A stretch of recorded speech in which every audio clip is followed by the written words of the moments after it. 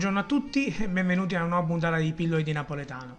Oggi parleremo di un termine che è molto usato in uno specifico contesto, in due specifici contesti a essere corretti, e che nel secondo dei due casi ha un'origine differente.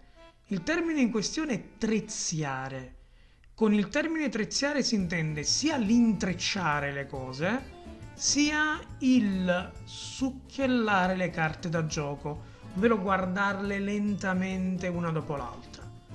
Nel primo caso l'origine deriva da trezia, che vuol dire treccia.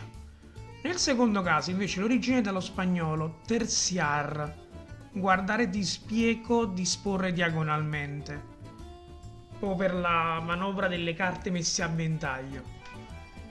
A questo termine è anche collegato un'altra locuzione che è quella della tiratella di orecchie o tiratelle orecchie, la tiratella di orecchie, con cui viene definita la manovra proprio con cui le carte vengono aperte lentamente una dopo l'altra, con questo gesto della mano che ricorda proprio qualcuno che stia tirando le orecchie di qualcun altro. E col termine tiratelle le orecchie si intende addirittura una partita a carte tra amici, principalmente poker, però di solito comunque va bene anche carte generico.